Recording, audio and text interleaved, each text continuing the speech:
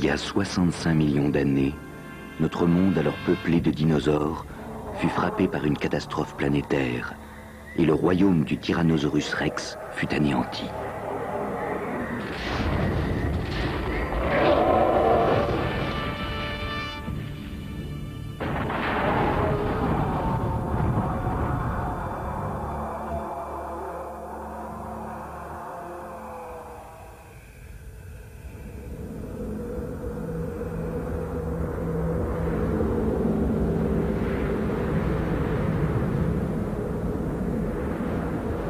Pendant 65 millions d'années, les os du dernier roi des dinosaures sont restés enfouis, cachés. Puis au début du XXe siècle, les paléontologues ont commencé à en dénicher les premiers fragments dans les Badlands d'Amérique du Nord. Le Tyrannosaurus Rex faisait à peu près 5,50 mètres de haut et mesurait environ 12 mètres de la tête à la queue. Les os que l'on retrouve aujourd'hui nous permettent de partir à la découverte du plus gros carnivore du monde préhistorique.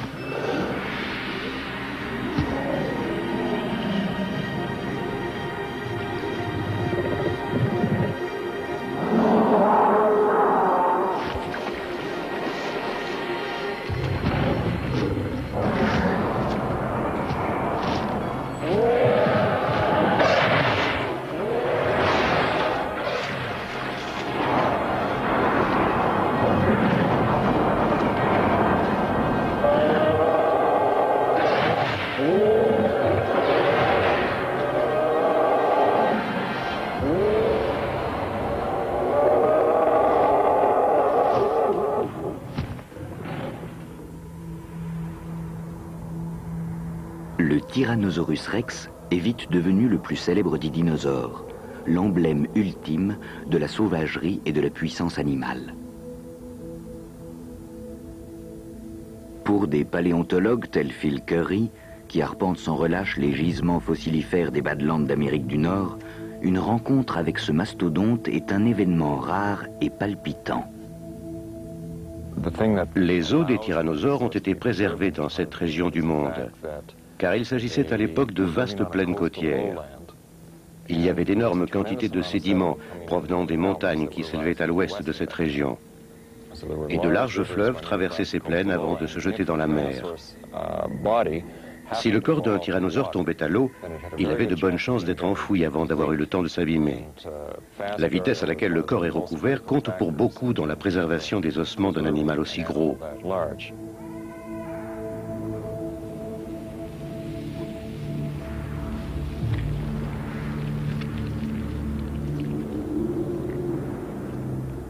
Jusqu'à aujourd'hui, on a déterré seulement 17 squelettes de tyrannosaures, tous découverts dans les terres s'étendant du Wyoming jusqu'aux provinces canadiennes d'Alberta et de Saskatchewan. Mais les tyrannosaures occupaient sans doute un territoire bien plus grand qui allait très certainement de l'océan Arctique jusqu'au golfe du Mexique.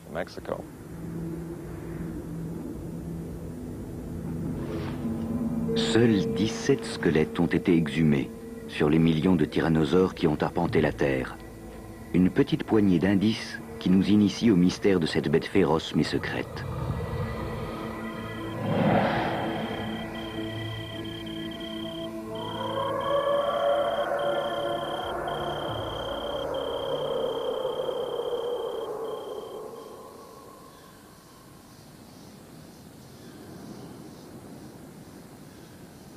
L'existence du roi des dinosaures n'est établie qu'en 1902, lorsqu'un ancien garçon de ferme du Kansas appelé Barnum Brown trouve les premiers ossements de tyrannosaures en faisant des fouilles pour le Muséum d'histoire naturelle américain. Un os de dinosaure, utilisé comme presse-papier dans un bureau, attire un jour son attention. Brown retrouve alors le site d'origine de cet os à Hell Creek, dans le Montana, mais d'autres surprises l'attendent là-bas. Même celui que l'on surnommera par la suite Monsieur Ossement n'ose espérer faire une découverte aussi exceptionnelle que celle d'un gigantesque carnivore. Ce sont pourtant les os d'une telle créature qu'il finit par déterrer sur la pente dangereusement escarpée d'un canyon. 6 années d'un travail harassant ne lui rapportent cependant que des fragments incomplets. Puis, en 1908, il découvre un squelette quasiment intact qu'il surnommera son enfant préféré. Cette trouvaille marque le retour à la vie des tyrannosaures et le début de leur légende.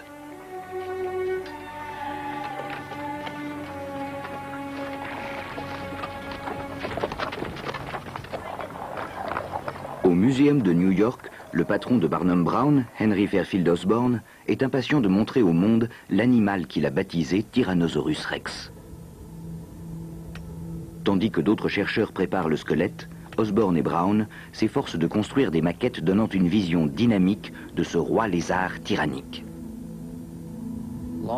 Des pattes arrière longues et puissantes maintenaient son corps debout et la queue assurait son équilibre. Son énorme gueule était munie d'une 50aine de dents acérées comme des poignards. Le tyrannosaure était capable d'anéantir n'importe lequel de ses contemporains. Il était sans conteste le souverain de son époque, le roi de sa race. Mais Osborn et Brown peuvent difficilement donner corps à une créature presque aussi agile qu'un oiseau en assemblant pratiquement 2 tonnes d'ossements. Ils optent alors pour une pose verticale, plus statique que prévu, qui influencera notre vision du tyrannosaure pendant plus de 50 ans, même si aujourd'hui on la sait erronée. La présentation au public du Tyrannosaurus Rex crée un véritable événement populaire en 1915.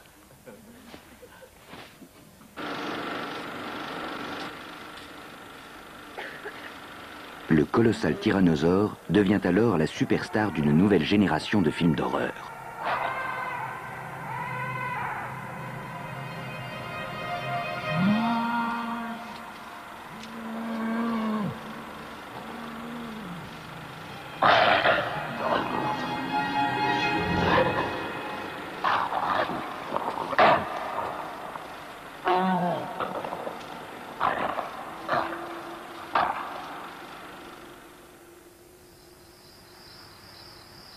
Ans plus tard, dans le Montana, la quête laborieuse du vrai tyrannosaure, entamée par Barnum Brown, se poursuit.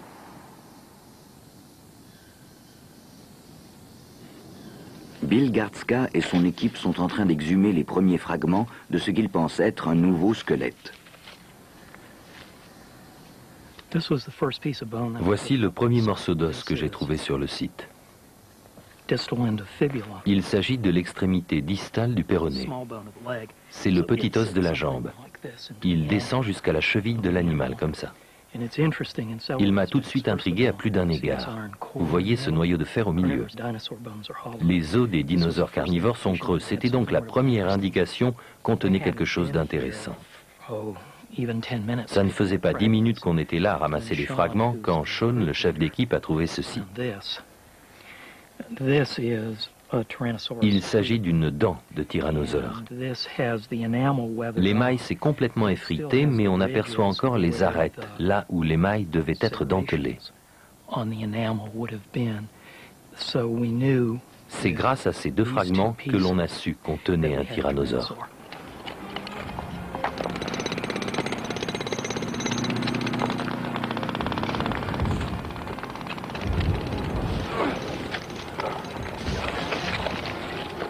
Même en utilisant des outils modernes, la chasse aux dinosaures est une tâche éreintante, par des températures avoisinant les 40 degrés.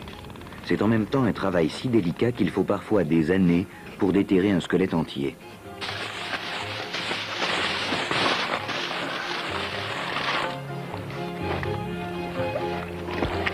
Aujourd'hui, tout comme il y a un peu moins de 100 ans, les os du tyrannosaure quittent les Badlands, précieuses cargaisons protégées par des plâtres faits sur mesure.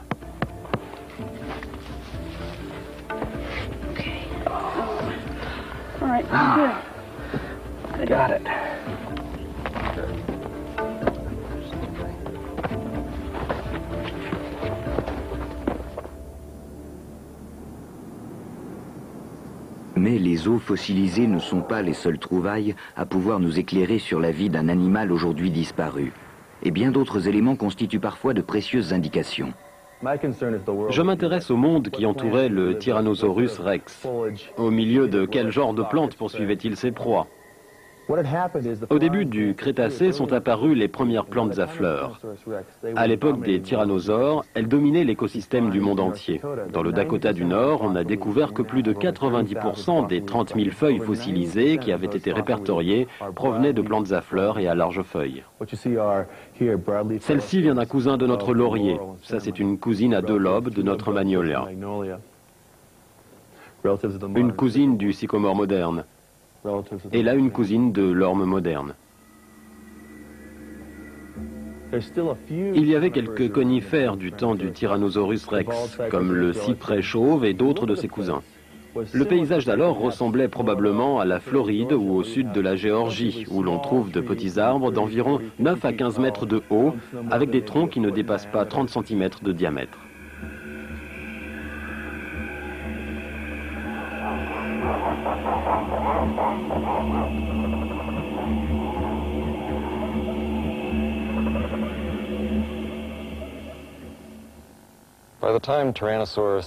À l'époque où le Tyrannosaurus rex arpente l'Amérique du Nord, la plupart des familles modernes de plantes et d'animaux sont déjà présentes sur Terre.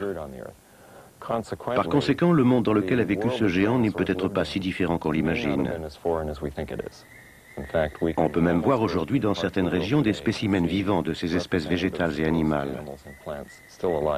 Il y avait déjà des crocodiles, des tortues, des lézards, des serpents, plein d'animaux dans ce genre-là qui nous auraient paru très familiers. La différence, c'est que les plus gros animaux de l'époque étaient des dinosaures, et non pas des mammifères comme aujourd'hui.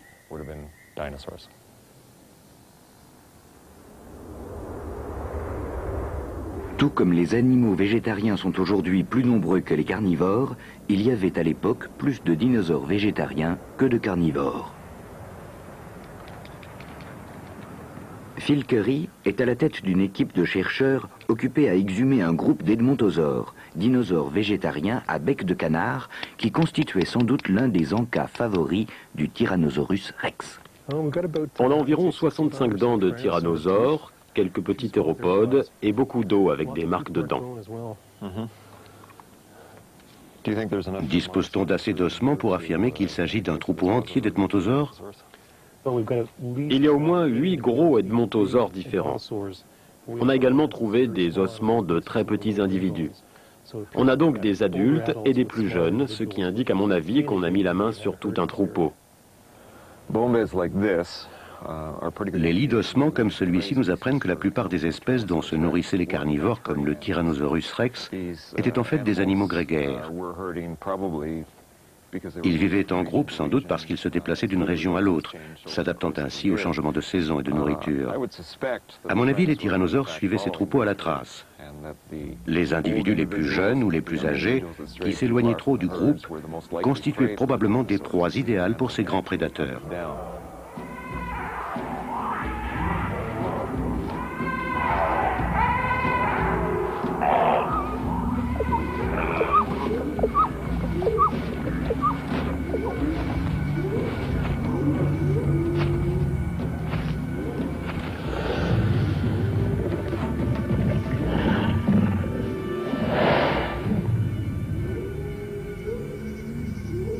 Les découvertes paléontologiques du XXe siècle ont offert au Tyrannosaurus rex une célébrité sans égale, tout en le révélant comme l'animal le plus redoutable de la création. Mais comment un géant si féroce est-il né? Quelle est sa place exacte dans l'histoire de la vie sur Terre? Aujourd'hui, on sait que l'ancêtre des tyrannosaures était une minuscule créature, dont le crâne fossilisé tient aisément dans le creux de la main. Voici l'Eoraptor, ce qui signifie voleur d'aurore. C'est le plus ancien des dinosaures prédateurs dont on possède des os fossilisés.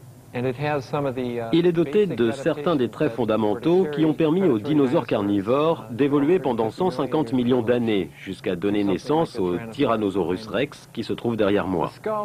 Le crâne, par exemple, présente des caractéristiques tout à fait typiques. Assis au milieu de la mâchoire inférieure se trouve une sorte d'articulation qui la rend flexible. L'animal peut ainsi refermer sa gueule avec une efficacité redoutable sur des proies encore vivantes.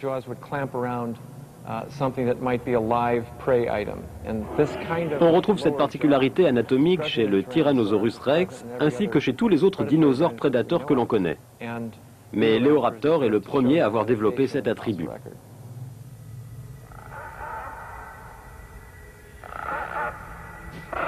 La structure anatomique inaugurée par l'Eoraptor est vite devenue la championne de l'évolution. Même les oiseaux d'aujourd'hui, dont on suppose qu'ils sont des dinosaures modifiés, ont emprunté la majeure partie de leur morphologie à ces ancêtres à longue queue. Mais comment une créature de la taille d'un petit chien a-t-elle pu évoluer jusqu'à devenir un géant de plus de 12 mètres de long? Pendant des décennies, de nombreux paléontologues ont cru que le tyrannosaure descendait d'autres grands prédateurs, tel cet Allosaurus, dernier individu d'une lignée de gigantesques carnivores.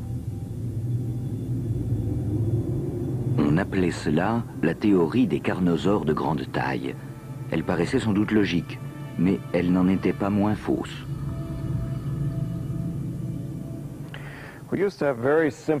On avait autrefois des hypothèses assez simplistes concernant les relations entre les différents groupes de dinosaures carnivores. Les récentes découvertes en matière d'anatomie ont cependant modifié ces théories. On a longtemps considéré que le tyrannosaure faisait partie des carnosaures. À cause de sa taille, on l'apparentait à des animaux comme l'Allosaurus. Mais depuis quelques années, on s'intéresse davantage à l'anatomie, et c'est ainsi qu'on s'est aperçu que certaines particularités des tyrannosaures contredisaient cette théorie. Si l'on observe le pied, par exemple, on constate la présence d'un troisième orteil que l'on retrouve chez beaucoup d'autres dinosaures à la fin du Crétacé. Mais il s'agit là d'animaux de petite taille et non pas de gros carnivores comme l'Allosaurus. En étudiant le pied du tyrannosaure ainsi que le reste de son squelette, on s'est aperçu que ce géant était à l'origine un petit dinosaure carnivore qui a évolué jusqu'à devenir énorme. Il n'a donc aucun lien avec les autres gros dinosaures carnivores.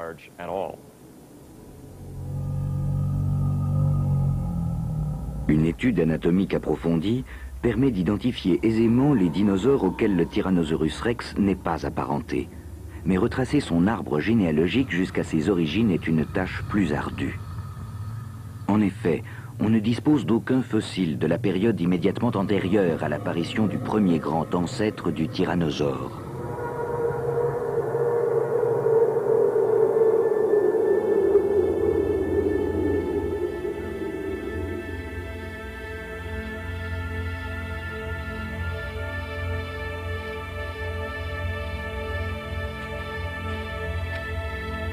Cependant, certains indices ont été récemment découverts dans les montagnes de la province canadienne d'Alberta, à 1200 mètres d'altitude, sur une ancienne plage préhistorique progressivement soulevée par des millions d'années d'évolution géologique.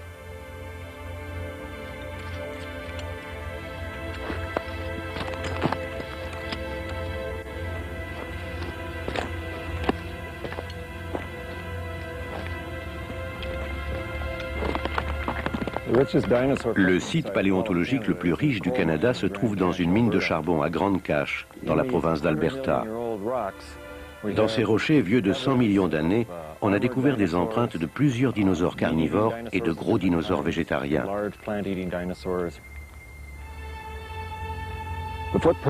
Ces empreintes forment des pistes traversant de bout en bout la paroi de cette immense falaise qui autrefois était sans doute une vaste plage de boue. Il n'existe pas de gisement d'ossements vieux de 100 millions d'années dans cette région. Alors on ne peut qu'émettre des hypothèses quant à l'identité des propriétaires de ces empreintes. Selon moi, il ne peut pas s'agir de tyrannosaures. En revanche, ces traces d'orteils longs et minces donnent à penser qu'il s'agit de célurosaures géants dont nous croyons aujourd'hui qu'ils étaient sans doute les ancêtres des tyrannosaures.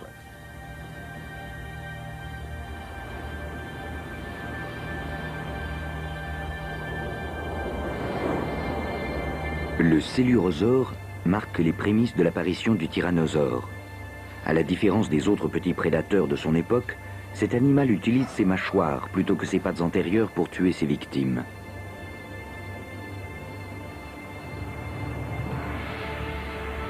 C'est ce comportement nouveau qui vaudra au tyrannosaure sa position debout et sa silhouette unique. Le premier membre de la famille des tyrannosaures s'appelle l'Alectrosaurus. C'est un animal élancé aux membres antérieurs encore assez longs. L'Albertosaurus, qui apparaît plus tard, possède quant à lui une tête plus massive et des pattes avant plus courtes. Il y a sans doute eu beaucoup d'espèces différentes de tyrannosaures. Aujourd'hui, nous en connaissons à peu près 7. Les premiers fossiles d'Albertosaurus datent d'il y a environ 80 millions d'années. En apparence, cet animal diffère très peu du Tyrannosaurus rex. Mais si on l'étudie de plus près, certaines particularités indiquent qu'il est en fait plus primitif que lui. Mais qui donc était l'ancêtre direct du Tyrannosaurus rex? L'opinion est divisée entre deux candidats. L'un d'Amérique du Nord, appelé Daspletosaurus, l'autre originaire d'Asie et nommé Tarbosaurus. À l'origine, le Tarbosaurus était considéré comme un Tyrannosaurus rex. Il présente bien sûr quelques différences. Mais il est vrai que si l'on étudie certaines spécificités, comme l'inclinaison du crâne par rapport au cou, on s'aperçoit qu'à bien des égards, il est vraiment très proche du Tyrannosaurus rex.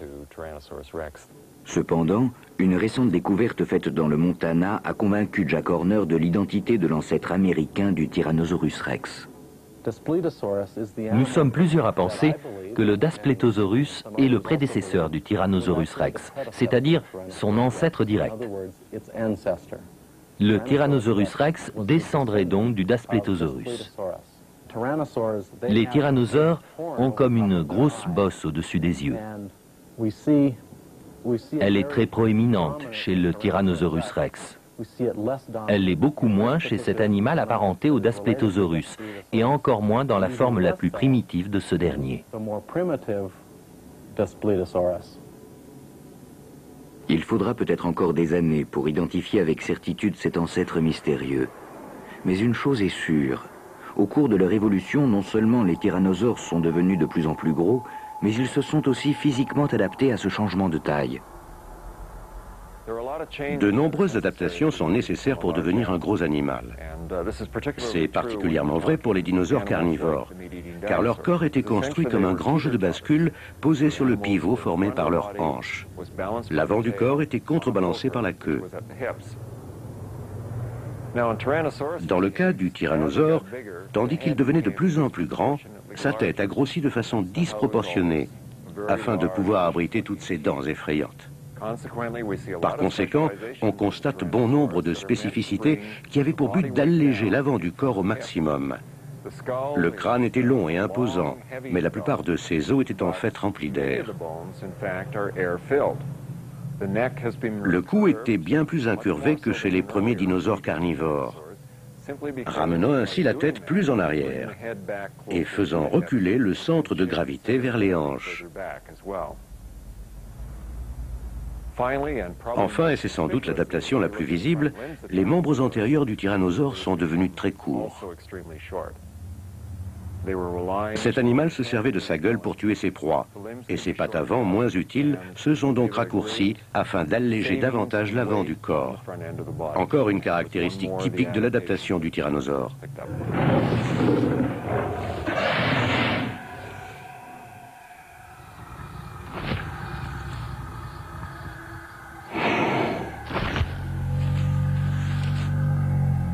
Depuis que le premier squelette de tyrannosaure a été reconstitué il y a plus de 80 ans, beaucoup présument que le roi des dinosaures devait être un animal au pas lent et pesant, mais cette hypothèse est en passe d'être modifiée.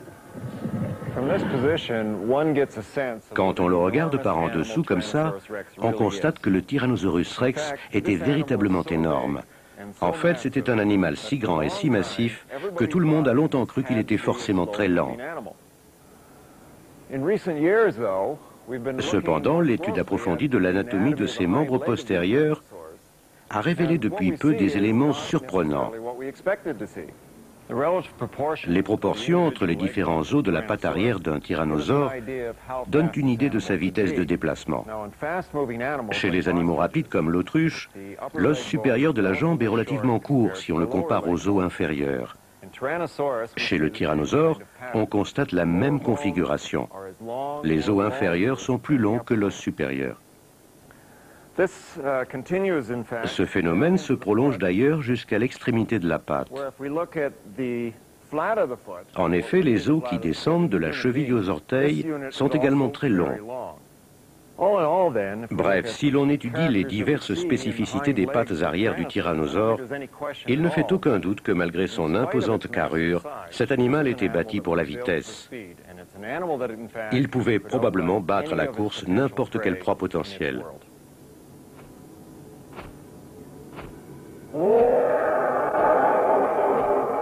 Bien qu'il dispose des mêmes éléments, Jack Horner arrive pourtant à la conclusion inverse. Il est convaincu que le tyrannosaure était un marcheur et non un coureur. Si l'on regarde par exemple l'ossature de la jambe d'un dinosaure carnivore appelé troodon, on constate que l'os de sa cuisse et son tibia ne font pas la même longueur. Son fémur est plus court que son tibia. C'est la même chose chez tous les dinosaures qui ne sont pas des tyrannosaures. On constate la même différence de taille chez les autruches, les émeus, les nandous et chez tous les autres oiseaux coureurs. Les animaux qui courent vite ont l'os de la cuisse plus court que le tibia. A priori, la jambe est bâtie pour la course, c'est-à-dire qu'une adaptation est nécessaire au cours de l'évolution pour obtenir un animal marcheur. Aucun dinosaure n'était adapté à la marche avant l'apparition des tyrannosaures. Chez ces derniers, soit le fémur fait la même taille que le tibia, soit il est légèrement plus long.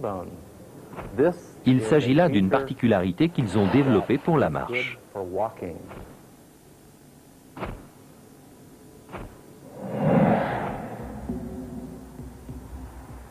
Les hautes plaines du Nouveau-Mexique recèlent d'autres éléments qui indiquent encore plus précisément à quelle vitesse se déplaçaient les tyrannosaures.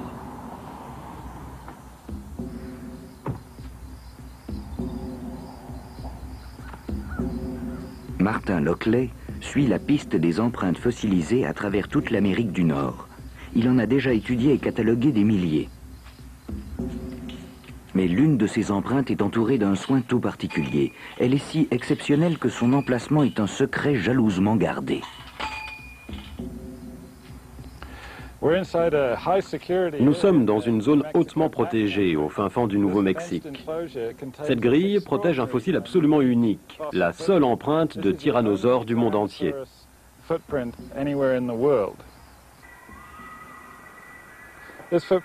Cette empreinte a dû être creusée dans la boue, au bord d'un fleuve. Puis le fleuve a sans doute débordé, déposant une couche de sable sur la zone piétinée.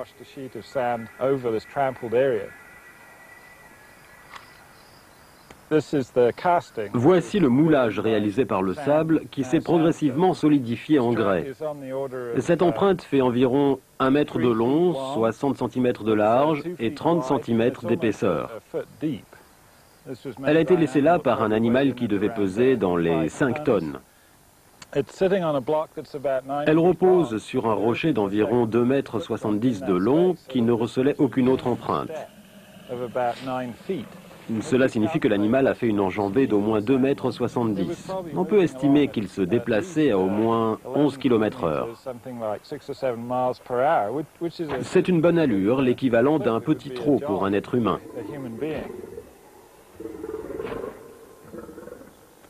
Les mouvements des oiseaux d'aujourd'hui peuvent eux aussi nous éclairer sur la façon dont les dinosaures se déplaçaient. Jim Farlow étudie les émeus d'Australie et leur similarité avec les tyrannosaures. On aimerait voir à quoi ressemblait un tyrannosaure vivant. Malheureusement, l'espèce entière a disparu. Pour avoir une idée de la manière dont ce dinosaure bougeait, on peut observer les animaux modernes qui semblent présenter une certaine similitude avec lui. Parmi eux, je crois que l'émeu est le modèle le plus proche qu'on puisse espérer trouver. Je le soupçonne d'être plus rapide que ne l'était le tyrannosaure. Dans son habitat naturel, l'émeu peut atteindre 50 à 60 km/h. On ne peut pas déterminer avec exactitude la vitesse maximale d'un tyrannosaure. Mais en se fondant sur la dimension de ses os par rapport à sa taille, on peut estimer que sa vitesse de pointe était probablement de l'ordre de 30 à 40 km/h.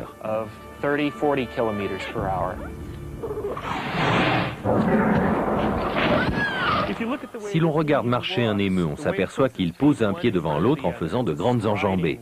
Il ne bondit pas comme un kangourou, il soulève soigneusement ses pattes à chaque pas. C'est à mon avis la démarche la plus proche de celle du tyrannosaure qu'on puisse trouver dans notre faune moderne. C'est pour cela que je trouve les émeus fascinants.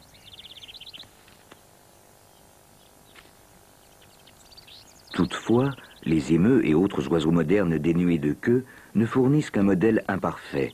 D'autres chercheurs préfèrent se tourner vers un autre cousin. Voici pourquoi je m'intéresse au crocodilien. Cet animal est un crocodile d'eau salée et il présente bon nombre des particularités que nous pensons typiques de ses ancêtres, les dinosaures. Les oiseaux et les crocodiliens sont les plus proches cousins vivants des dinosaures. C'est pour cette raison qu'on les étudie dans le but d'obtenir des renseignements sur le tyrannosaure. Le muscle qui m'intéresse est situé sur le côté de la queue. Les crocodiliens ont une grande queue très musclée. Juste ici se trouve un long muscle attaché au fémur. Chez les oiseaux modernes, la queue s'est atrophiée. Le plus souvent, elle est réduite à une simple touffe de plumes, pratiquement sans os ni muscles. Ces images filmées à l'aide d'une caméra à rayon X montrent que la présence ou l'absence d'une queue joue un rôle crucial dans le déplacement d'un animal, qu'il s'agisse d'un oiseau, d'un crocodilien ou d'un dinosaure. On voit sur ces images que les oiseaux et les crocodiles bougent leurs pattes de manière très différente. Laquelle de ces démarches s'appliquerait donc le mieux au tyrannosaure ? Les oiseaux sollicitent beaucoup leurs genoux, tandis que leurs hanches restent très stables. En revanche, les crocodiliens bougent énormément les hanches, mouvement qui résulte de l'action du muscle longeant la queue à partir de l'os de la cuisse. Ce muscle est fixé au fémur par un point d'attache osseux très particulier que l'on retrouve dans les squelettes fossilisés du Tyrannosaurus rex, ce qui indique la présence de ce muscle chez ce dinosaure. Le corps du tyrannosaure recèle donc une combinaison unique en son genre, entre une queue similaire à celle d'un crocodilien et des membres postérieurs analogues à ceux d'un oiseau. On a donc des genoux, des chevilles et des pieds d'oiseau associés à des hanches de crocodilien. À mon avis, le Tyrannosaurus rex présentait un mélange unique de spécificités dont l'action est parfaitement inédite dans la faune d'aujourd'hui.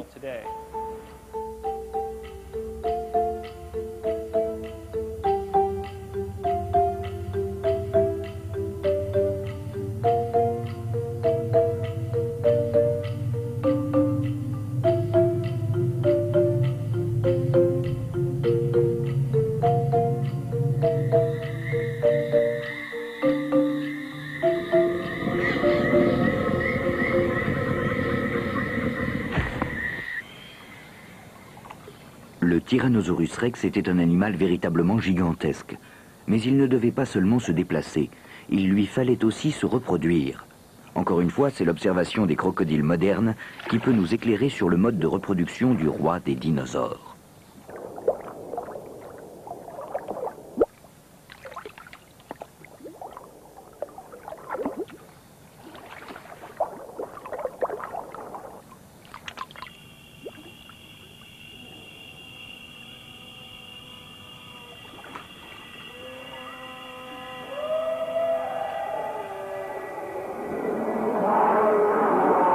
L'étude des reptiles et des oiseaux d'aujourd'hui, ainsi que celle de quelques rares fossiles, donnent à penser que le tyrannosaure était un animal ovipare. Voici des œufs de dinosaures en provenance de Chine. Ils ont la forme très allongée qu'on imaginerait pour des œufs de tyrannosaure. Pour avoir une meilleure idée de leur taille, il suffit de les comparer à un œuf de poule. Voici quelque chose d'encore plus rare. Nous avons là plusieurs coquilles d'œufs écrasées, mais nous avons surtout un embryon, juste là. On peut voir l'orbite d'un œil, le crâne, la colonne vertébrale, le bassin et une patte postérieure. Ce fossile fait la taille qu'on imaginerait pour un embryon de Tyrannosaurus rex. On voit bien ce nouveau-né sortir de son œuf et déguerpir dans les broussailles, à moins qu'il ne reste avec ses parents pour que ces derniers s'occupent de lui.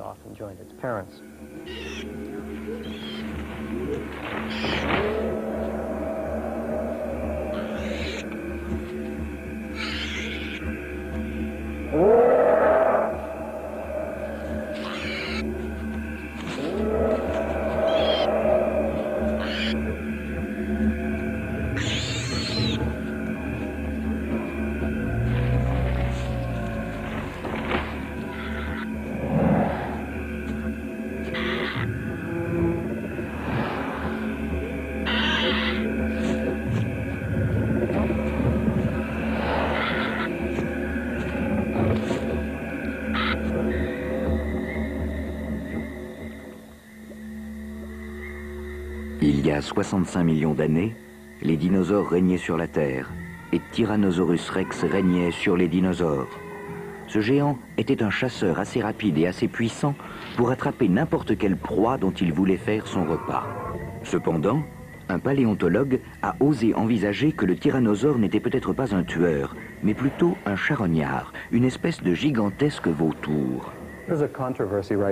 Il y a une controverse à l'heure actuelle qui, je crois, m'oppose à pratiquement tous mes confrères paléontologues. Il s'agit en fait de savoir si le Tyrannosaurus rex était un prédateur ou un charognard. Je vous rappelle qu'un prédateur chasse ses proies, alors qu'un charognard se nourrit uniquement d'animaux déjà morts. Généralement, on refuse l'idée que le Tyrannosaurus rex aurait pu être un charognard. On préfère penser qu'il s'agissait d'un prédateur. On l'appelle le roi des dinosaures. Et on n'imagine pas qu'un roi puisse se nourrir de cadavres.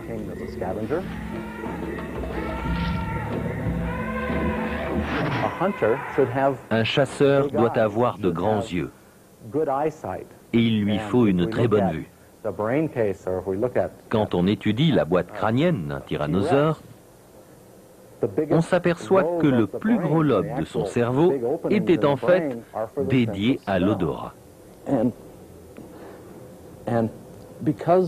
On est aujourd'hui capable de scanner une boîte crânienne fossilisée et d'en faire un moule. Ainsi, il est possible de réaliser un moulage du cerveau d'un tyrannosaure. Le lobe optique se trouve ici. On peut constater qu'il est très réduit. Tandis que le bulbe olfactif forme cette grosse protubérance à l'avant du cerveau. Cela signifie que le tyrannosaure possédait un odorat extrêmement fin.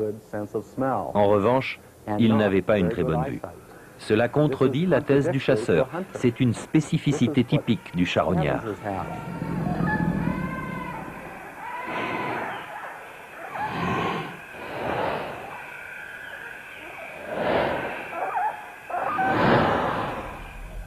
La thèse du charognard défendue par Jack Horner est fortement contestée par Phil Currie, ardent défenseur du tyrannosaure prédateur.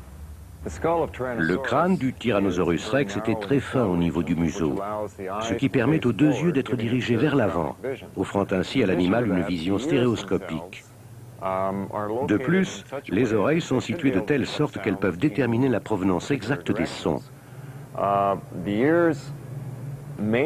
Extérieurement, elles n'ont pas l'air très différentes de celles des autres dinosaures. Mais l'oreille interne, elle, a subi de nombreux changements.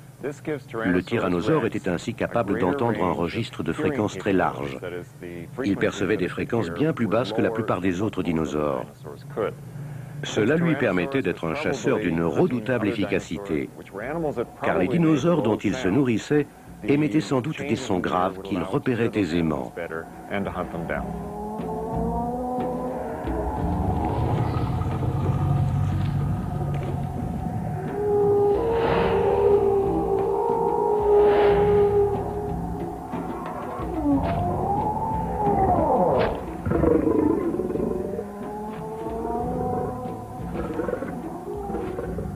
L'impressionnante stature du tyrannosaure présente un avantage considérable pour un charognard. Plus l'animal est gros, plus il a de chances de mettre en fuite le chasseur qui vient de tuer une proie. La petite taille de ses pattes avant est elle aussi un signe. Il était incapable de s'en servir pour agripper une proie. Nous sommes nous-mêmes des bipèdes, et si nous voulons attraper un poulet, nous n'allons pas nous lier les mains derrière le dos. Toutes ces spécificités donnent à penser que le Tyrannosaurus rex, ainsi que les tyrannosaures en général, étaient des charognards.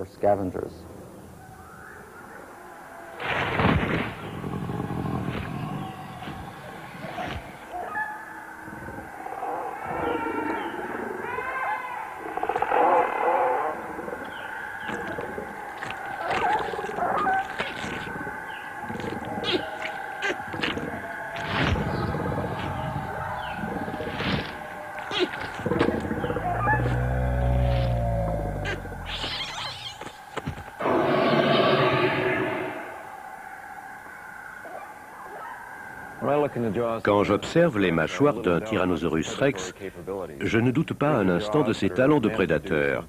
Elles semblent avoir été conçues pour faire un maximum de dégâts. Comme chez les autres carnivores, les dents du tyrannosaure sont incurvées vers l'arrière. En outre, l'extrémité de chaque dent est inclinée vers l'intérieur de la gueule.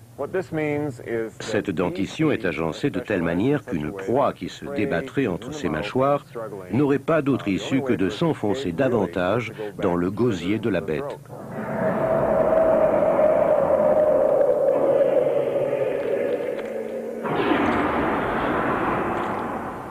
Les dents du tyrannosaure sont particulièrement grandes et sont dotées de racines qui s'enfoncent très profondément. Ainsi, elles sont très résistantes et peuvent transpercer même les os des proies les plus imposantes. Voilà pourquoi ces mâchoires sont si volumineuses. La racine constitue en fait les 2/3 de chaque dent. Il y a comme une dentelure très fine à l'avant et à l'arrière de la dent. Elle fonctionne comme une série de minuscules crochets. Quand la dent s'enfonce dans la chair d'une proie, ces petits crochets emprisonnent les fibres et les tranchent aussi efficacement qu'une multitude de lames de rasoir. À l'intérieur des mâchoires, on constate qu'une série de muscles puissants a été fixée à ce niveau-là, occupant toute cette région de la gueule et constituant une masse musculaire considérable. Ces muscles permettaient au Tyrannosaurus rex de refermer ses mâchoires sur de très grosses proies et de leur infliger une morsure souvent fatale. Il n'aurait eu aucune difficulté à me couper en deux d'un seul coup de dent.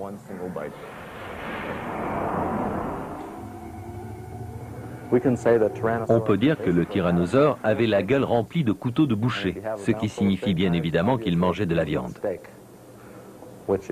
On sait parfaitement qu'il était carnivore et qu'il dévorait les autres dinosaures. On en a de multiples preuves. Voilà par exemple un morceau de tibia provenant d'un dinosaure à bec de canard. On peut constater qu'il est couvert de traces de morsures infligées par un tyrannosaure. Ce qui est intéressant, c'est qu'on a découvert le bout d'une dent de tyrannosaure logée dans l'os même, tout au fond de l'une de ses entailles. C'est donc une preuve irréfutable que le tyrannosaure mangeait bien d'autres dinosaures. En revanche, cela ne prouve pas qu'il tuait lui-même ses victimes. Toutefois, l'examen minutieux accompli par Ken Carpenter sur le squelette d'un autre dinosaure à bec de canard prouve indiscutablement que le tyrannosaure était un prédateur redoutable, même s'il n'était pas infaillible.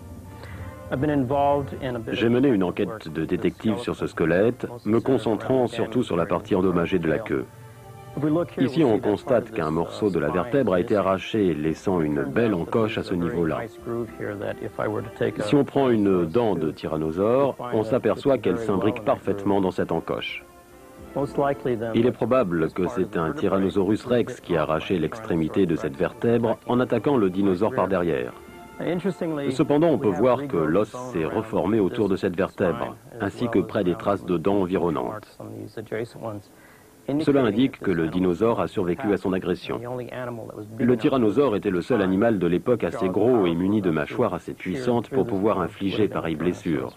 Cela prouve incontestablement que Tyrannosaurus rex était un prédateur et non un charognard, comme certains ont pu le croire.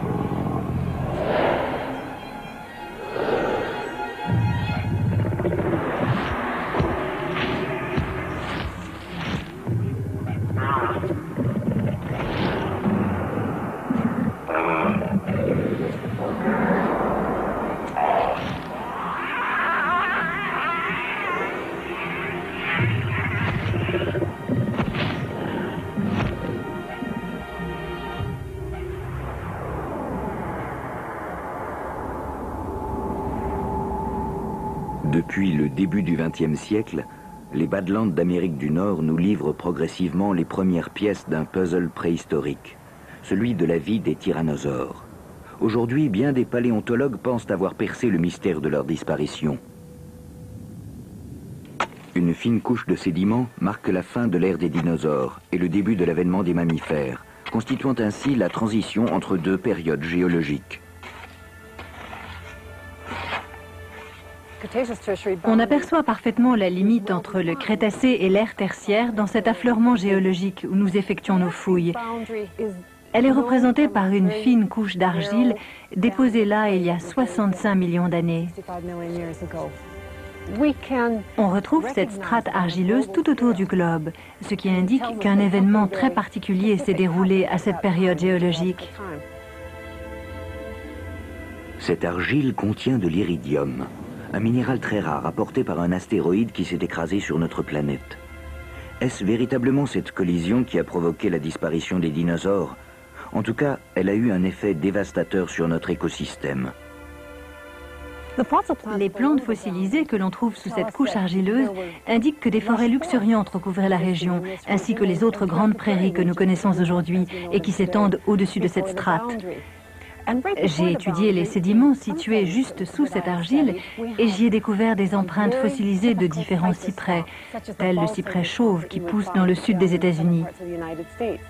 Mais dans les restes géologiques qui recouvrent cette strate intermédiaire, il n'y a plus trace de ces cyprès, comme s'ils avaient disparu. Il est donc évident qu'un véritable désastre écologique s'est produit à cette époque. Les forêts ont été littéralement dévastées.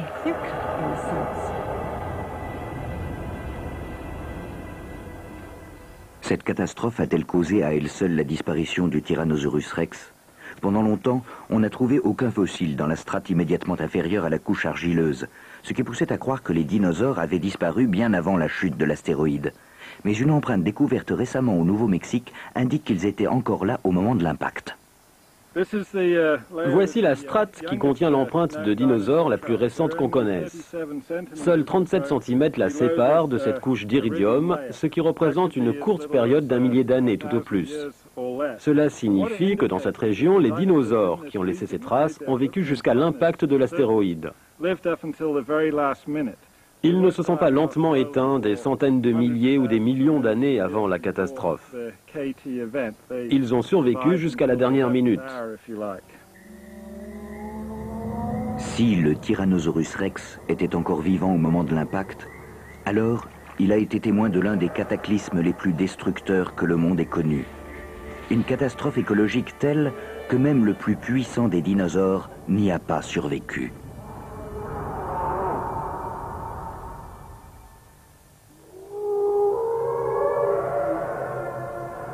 Les Badlands ont révélé quelques-uns de leurs secrets, mais de nombreuses questions restent en suspens.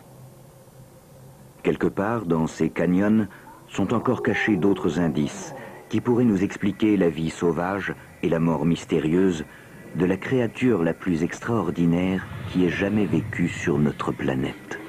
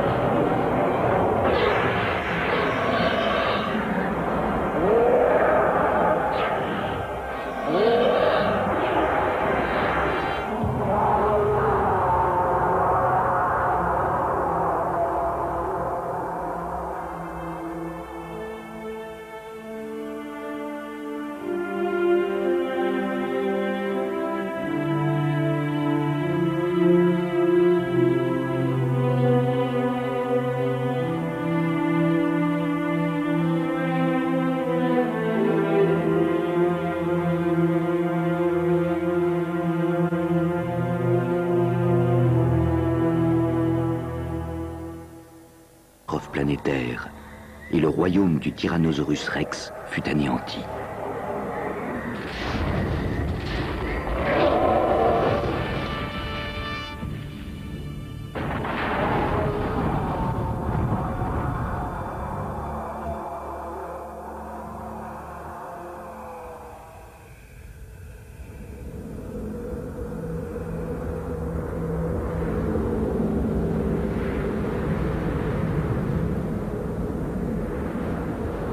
Pendant 65 millions d'années, les os du dernier roi des dinosaures sont restés enfouis, cachés.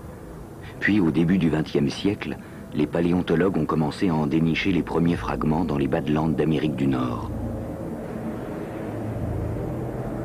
Le Tyrannosaurus rex faisait à peu près 5,50 mètres de haut et mesurait environ 12 mètres de la tête à la queue. Les os que l'on retrouve aujourd'hui nous permettent de partir à la découverte du plus gros carnivore du monde préhistorique.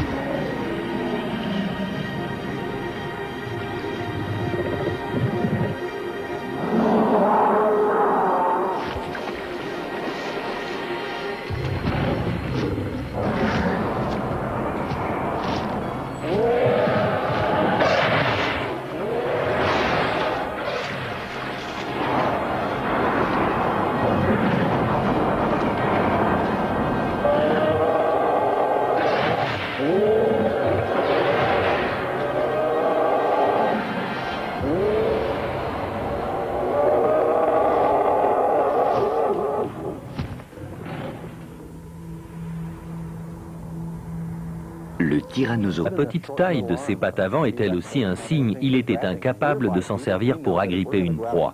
Nous sommes nous-mêmes des bipèdes, et si nous voulons attraper un poulet, nous n'allons pas nous lier les mains derrière le dos.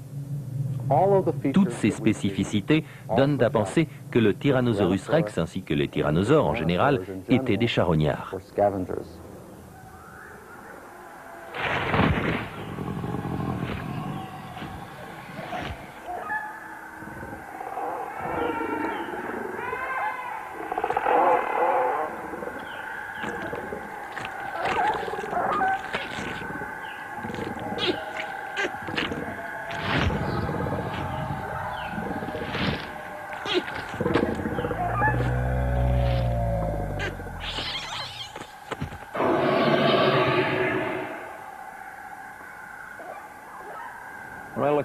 Quand j'observe les mâchoires d'un Tyrannosaurus rex, je ne doute pas un instant de ses talents de prédateur.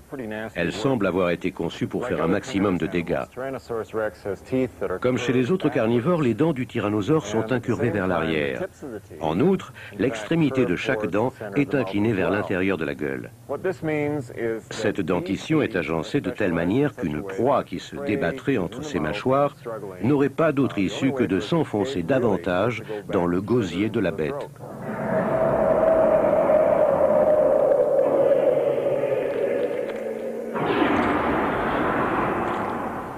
Les dents du tyrannosaure sont particulièrement grandes et sont dotées de racines qui s'enfoncent très profondément. Ainsi, elles sont très résistantes et peuvent transpercer même les os des proies les plus imposantes. Voilà pourquoi ces mâchoires sont si volumineuses. La racine constitue en fait les 2 tiers de chaque dent. Il y a comme une dentelure très fine à l'avant et à l'arrière de la dent. Elle fonctionne comme une série de minuscules crochets. Quand la dent s'enfonce dans la chair d'une proie, ces petits crochets emprisonnent les fibres et les tranchent aussi efficacement qu'une multitude de lames de rasoir. À l'intérieur des mâchoires, on constate qu'une série de muscles puissants a été fixée à ce niveau-là, occupant toute cette région de la gueule et constituant une masse musculaire considérable. Ces muscles permettaient au Tyrannosaurus rex de refermer ses mâchoires sur de très grosses proies et de leur infliger une morsure souvent fatale. Il n'aurait eu aucune difficulté à me couper en deux d'un seul coup de dent.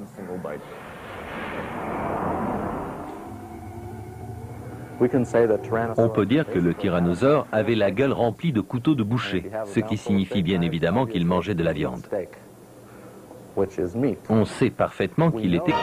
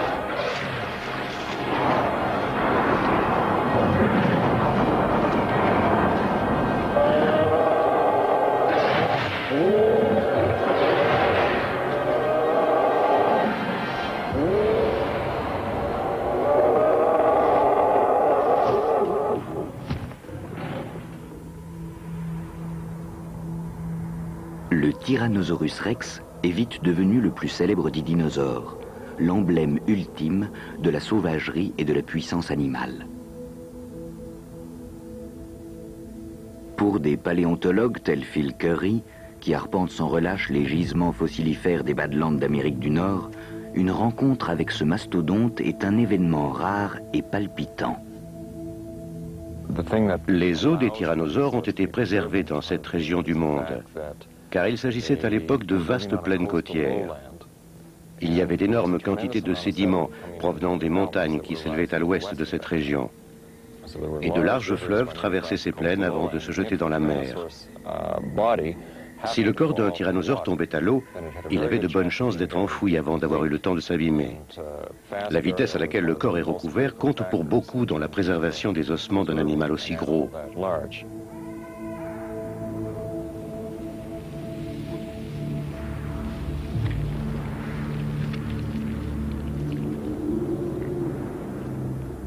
Jusqu'à aujourd'hui, on a déterré seulement 17 squelettes de tyrannosaures, tous découverts dans les terres s'étendant du Wyoming jusqu'aux provinces canadiennes d'Alberta et de Saskatchewan.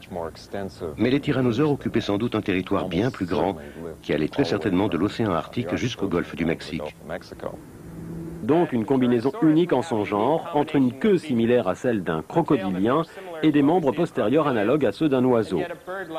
On a donc des genoux, des chevilles et des pieds d'oiseau associés à des hanches de crocodilien.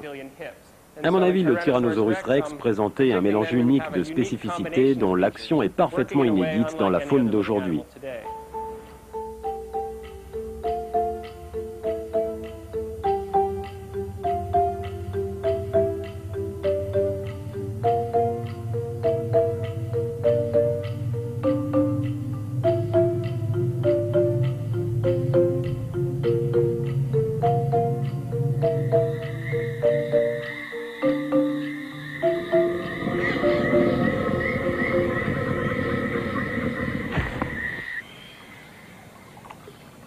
Tyrannosaurus rex était un animal véritablement gigantesque. Mais il ne devait pas seulement se déplacer, il lui fallait aussi se reproduire. Encore une fois, c'est l'observation des crocodiles modernes qui peut nous éclairer sur le mode de reproduction du roi des dinosaures.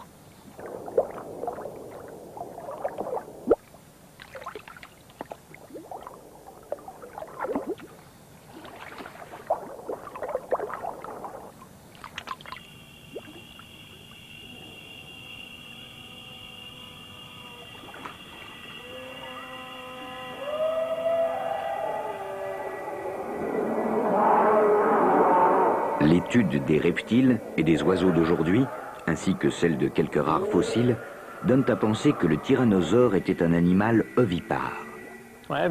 Voici des œufs de dinosaures en provenance de Chine. Ils ont la forme très allongée qu'on imaginerait pour des œufs de tyrannosaure.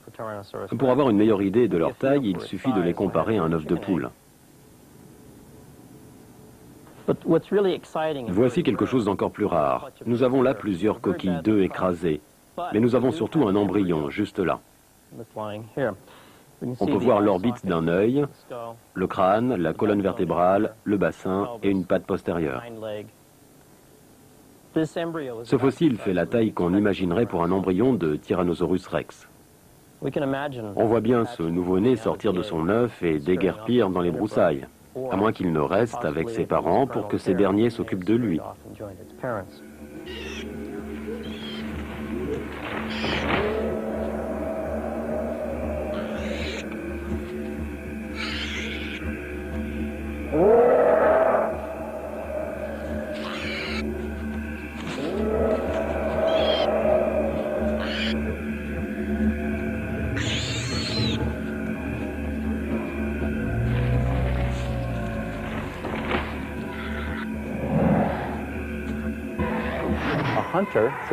Un chasseur doit avoir de grands yeux et il lui faut une très bonne vue. Quand on étudie la boîte crânienne d'un tyrannosaure, on s'aperçoit que le plus gros lobe de son cerveau était en fait dédié à l'odorat. On est aujourd'hui capable de scanner une boîte crânienne fossilisée et d'en faire un moule. Ainsi, il est possible de réaliser un moulage du cerveau d'un tyrannosaure. Le lobe optique se trouve ici. On peut constater qu'il est très réduit. Tandis que le bulbe olfactif forme cette grosse protubérance à l'avant du cerveau. Cela signifie que le tyrannosaure possédait un odorat extrêmement fin. En revanche, il n'avait pas une très bonne vue. Cela contredit la thèse du chasseur. C'est une spécificité typique du charognard.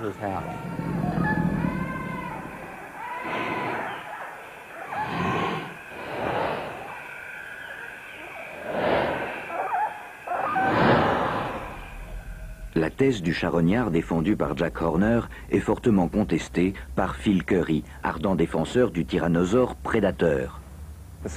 Le crâne du Tyrannosaurus rex était très fin au niveau du museau, ce qui permet aux deux yeux d'être dirigés vers l'avant, offrant ainsi à l'animal une vision stéréoscopique. De plus, les oreilles sont situées de telle sorte qu'elles peuvent déterminer la provenance exacte des sons. Extérieurement, elles n'ont pas l'air très différentes de celles des autres dinosaures. Mais l'oreille interne, elle, a subi de nombreux changements. Le tyrannosaure était ainsi capable d'entendre un registre de fréquences très large. Il percevait des fréquences bien plus basses que la plupart des autres dinosaures. Cela lui permettait d'être un chasseur d'une redoutable efficacité, car les dinosaures dont il se nourrissait émettaient sans doute des sons graves qu'il repérait aisément.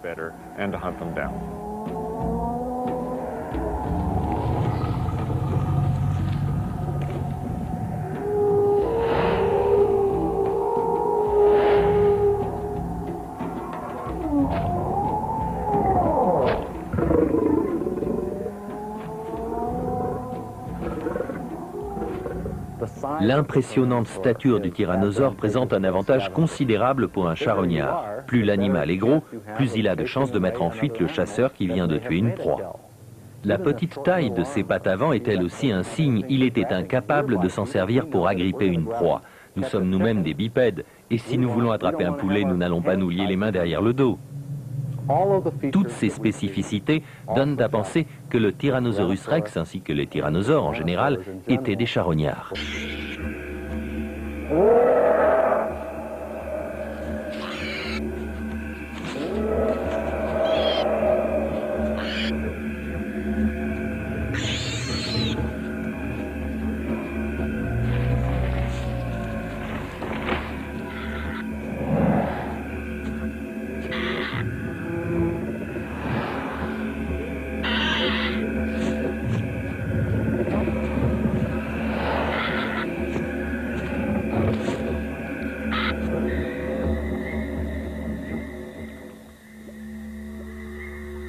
Il y a 65 millions d'années, les dinosaures régnaient sur la Terre et Tyrannosaurus rex régnait sur les dinosaures. Ce géant était un chasseur assez rapide et assez puissant pour attraper n'importe quelle proie dont il voulait faire son repas. Cependant, un paléontologue a osé envisager que le tyrannosaure n'était peut-être pas un tueur, mais plutôt un charognard, une espèce de gigantesque vautour. Il y a une controverse à l'heure actuelle qui, je crois, m'oppose à pratiquement tous mes confrères paléontologues. Il s'agit en fait de savoir si le Tyrannosaurus rex était un prédateur ou un charognard. Je vous rappelle qu'un prédateur chasse ses proies, alors qu'un charognard se nourrit uniquement d'animaux déjà morts. Généralement, on refuse l'idée que le Tyrannosaurus rex aurait pu être un charognard. On préfère penser qu'il s'agissait d'un prédateur. On l'appelle le roi des dinosaures. Et on n'imagine pas qu'un roi puisse se nourrir de cadavres.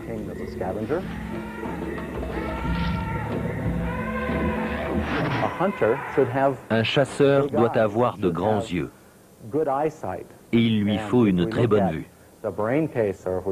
Quand on étudie la boîte crânienne d'un tyrannosaure, on s'aperçoit que le plus gros lobe de son cerveau était en fait dédié à l'odorat. On est aujourd'hui capable de scanner une boîte crânienne fossilisée et d'en faire un moule. Ainsi, il est possible de réaliser un moulage du cerveau d'un tyrannosaure. Le lobe optique se trouve ici. On peut constater qu'il est très réduit. Tandis que le bulbe olfactif forme cette grosse protubérance à l'avant du cerveau. Cela signifie que le tyrannosaure possédait un odorat extrêmement fin. En revanche, il n'avait pas une très bonne vue. Cela contredit la thèse du chasseur. C'est une spécificité typique du charognard.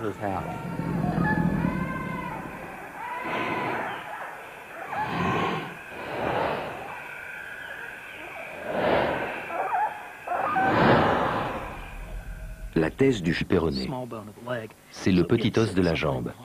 Il descend jusqu'à la cheville de l'animal, comme ça. Il m'a tout de suite intrigué à plus d'un égard. Vous voyez ce noyau de fer au milieu. Les os des dinosaures carnivores sont creux. C'était donc la première indication qu'on tenait quelque chose d'intéressant. Ça ne faisait pas 10 minutes qu'on était là à ramasser les fragments quand Sean, le chef d'équipe, a trouvé ceci. Il s'agit d'une dent de tyrannosaure. L'émail s'est complètement effrité, mais on aperçoit encore les arêtes, là où l'émail devait être dentelé. C'est grâce à ces deux fragments que l'on a su qu'on tenait un tyrannosaure.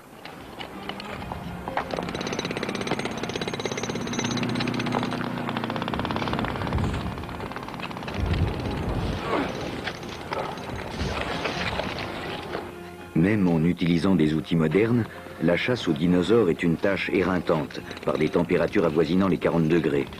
C'est en même temps un travail si délicat qu'il faut parfois des années pour déterrer un squelette entier.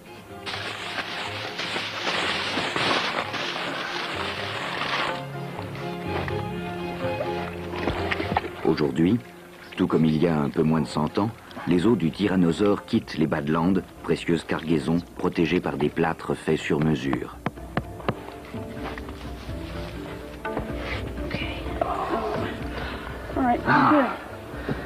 Got it.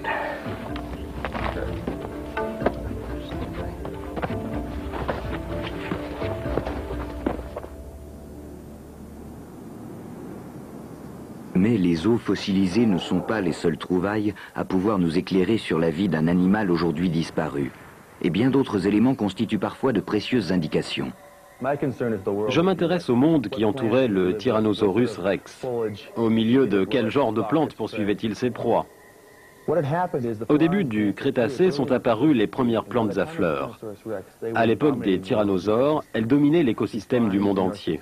Dans le Dakota du Nord, on a découvert que plus de 90% des 30 000 feuilles fossilisées qui avaient été répertoriées provenaient de plantes à fleurs et à larges feuilles. Celle-ci vient d'un cousin de notre laurier. Ça, c'est une cousine à 2 lobes de notre magnolia. Une cousine du sycomore moderne. Et là, une cousine de l'orme moderne. Il y avait quelques conifères du temps du Tyrannosaurus rex, comme le cyprès chauve et d'autres de ses cousins. Le paysage d'alors ressemblait probablement à la Floride ou au sud de la Géorgie, où l'on trouve de petits arbres d'environ 9 à 15 mètres de haut, avec des troncs qui ne dépassent pas 30 cm de diamètre. Il n'existe pas de gisement d'ossements vieux de 100 millions d'années dans cette région. Alors on ne peut qu'émettre des hypothèses quant à l'identité des propriétaires de ces empreintes. Selon moi, il ne peut pas s'agir de tyrannosaures. En revanche, ces traces d'orteils longs et minces donnent à penser qu'il s'agit de célurosaures géants dont nous croyons aujourd'hui qu'ils étaient sans doute les ancêtres des tyrannosaures.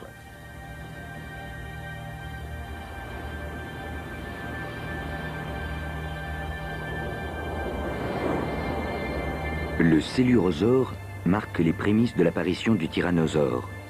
À la différence des autres petits prédateurs de son époque, cet animal utilise ses mâchoires plutôt que ses pattes antérieures pour tuer ses victimes.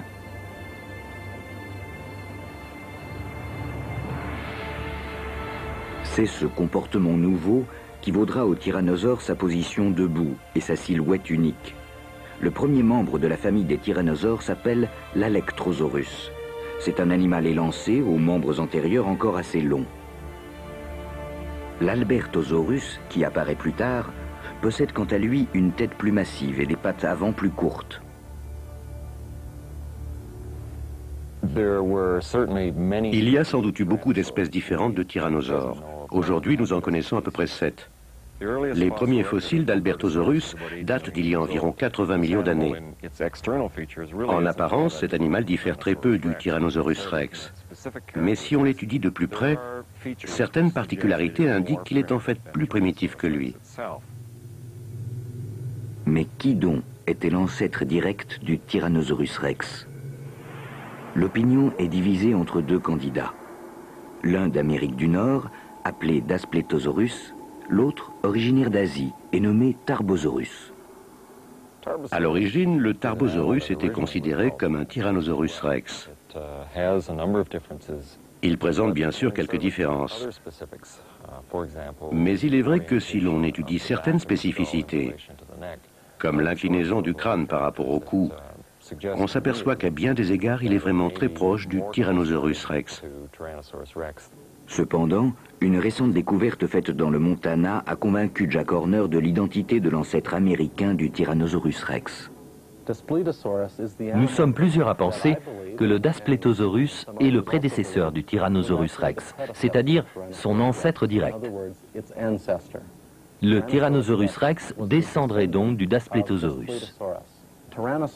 Les tyrannosaures ont comme une grosse bosse au-dessus des yeux. Elle est très proéminente chez le Tyrannosaurus. Ce fossile fait la taille qu'on imaginerait pour un embryon de Tyrannosaurus rex. On voit bien ce nouveau-né sortir de son œuf et déguerpir dans les broussailles, à moins qu'il ne reste avec ses parents pour que ces derniers s'occupent de lui.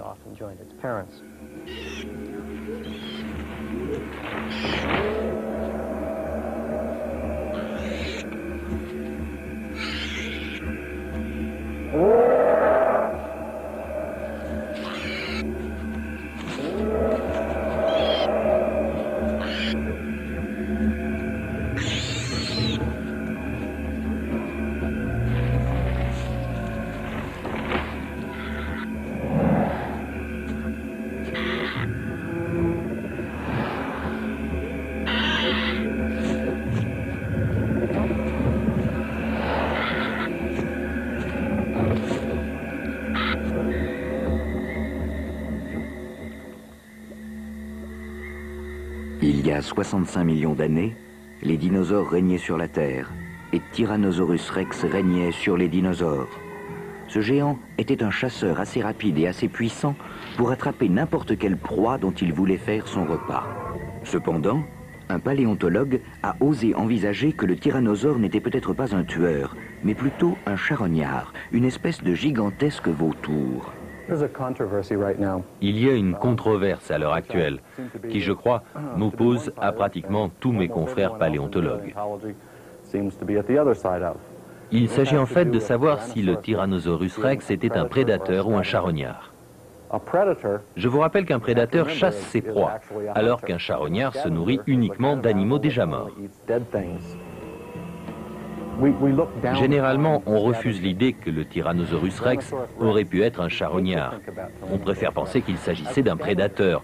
On l'appelle le roi des dinosaures. Et on n'imagine pas qu'un roi puisse se nourrir de cadavres.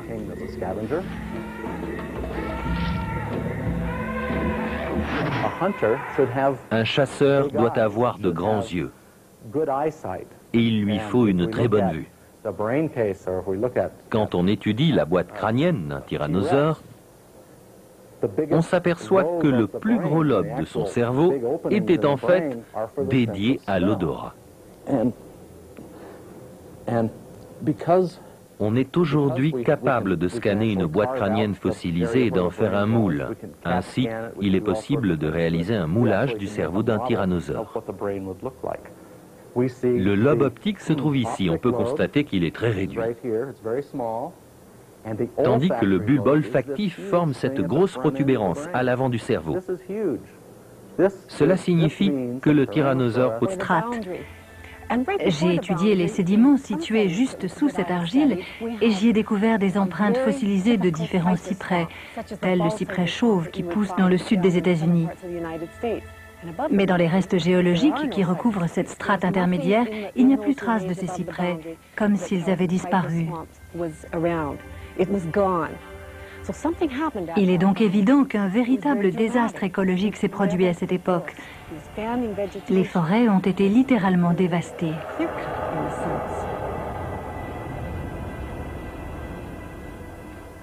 Cette catastrophe a-t-elle causé à elle seule la disparition du Tyrannosaurus rex?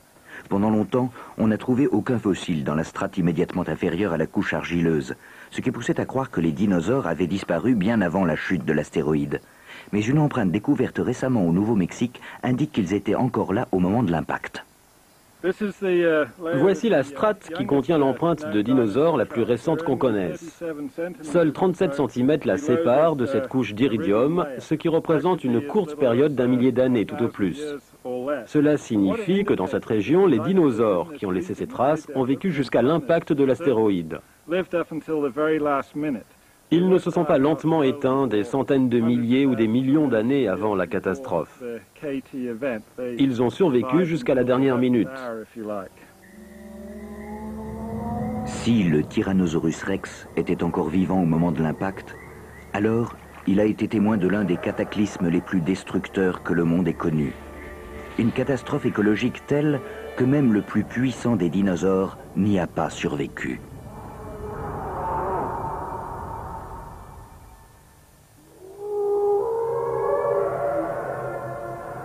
Les Badlands ont révélé quelques-uns de leurs secrets, mais de nombreuses questions restent en suspens. Quelque part, dans ces canyons, sont encore cachés d'autres indices qui pourraient nous expliquer la vie sauvage et la mort mystérieuse de la créature la plus extraordinaire qui ait jamais vécu sur notre planète.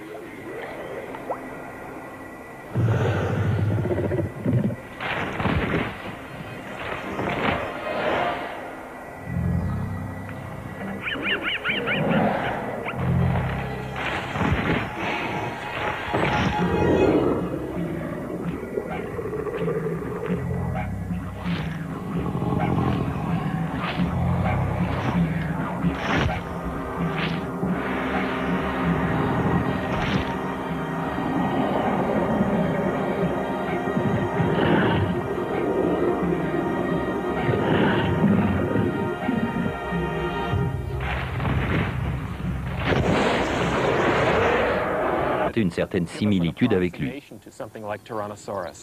Parmi eux, je crois que l'émeu est le modèle le plus proche qu'on puisse espérer trouver. Je le soupçonne d'être plus rapide que ne l'était le tyrannosaure. Dans son habitat naturel, l'émeu peut atteindre 50 à 60 km/h. On ne peut pas déterminer avec exactitude la vitesse maximale d'un tyrannosaure. Mais en se fondant sur la dimension de ses os par rapport à sa taille, on peut estimer que sa vitesse de pointe était probablement de l'ordre de 30 à 40 km/h.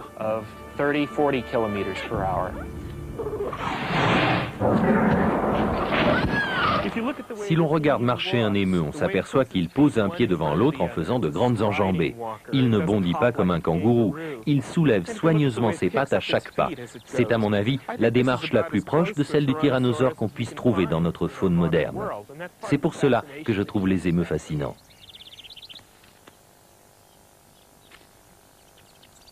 Toutefois, les émeus et autres oiseaux modernes dénués de queue ne fournissent qu'un modèle imparfait. D'autres chercheurs préfèrent se tourner vers un autre cousin. Voici pourquoi je m'intéresse au crocodilien. Cet animal est un crocodile d'eau salée et il présente bon nombre des particularités que nous pensons typiques de ses ancêtres, les dinosaures.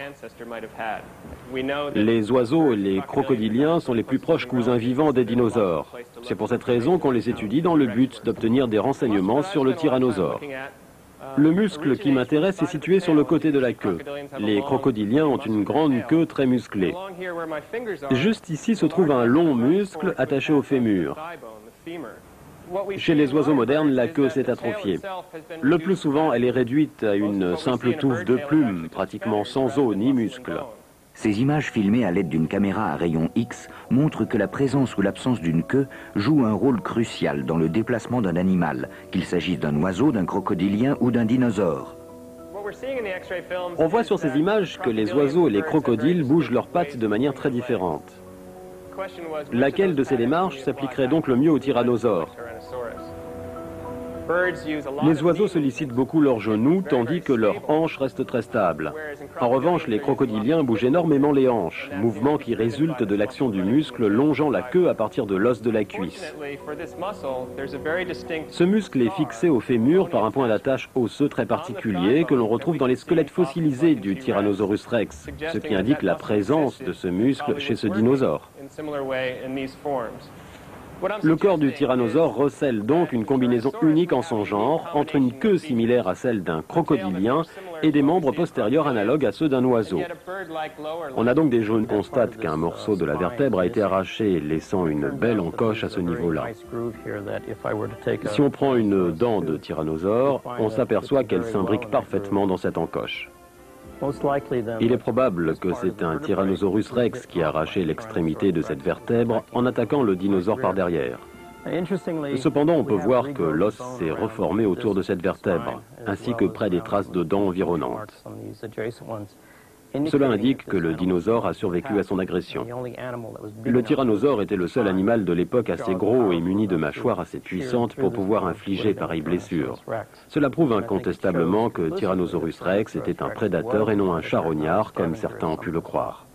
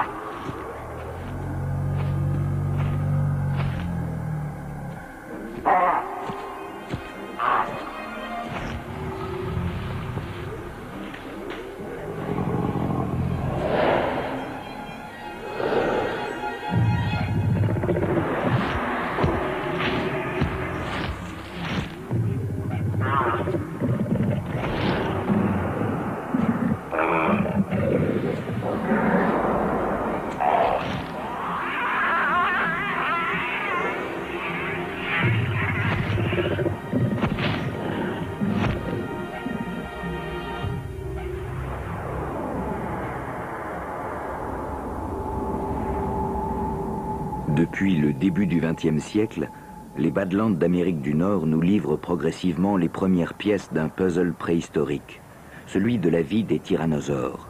Aujourd'hui, bien des paléontologues pensent avoir percé le mystère de leur disparition. Une fine couche de sédiments marque la fin de l'ère des dinosaures et le début de l'avènement des mammifères, constituant ainsi la transition entre deux périodes géologiques. On aperçoit parfaitement la limite entre le Crétacé et l'ère tertiaire dans cet affleurement géologique où nous effectuons nos fouilles. Elle est représentée par une fine couche d'argile déposée là il y a 65 millions d'années. On retrouve cette strate argileuse tout autour du globe, ce qui indique qu'un événement très particulier s'est déroulé à cette période géologique. Cette argile contient de l'iridium, un minéral très rare apporté par un astéroïde qui s'est écrasé sur notre planète. Est-ce véritablement cette collision qui a provoqué la disparition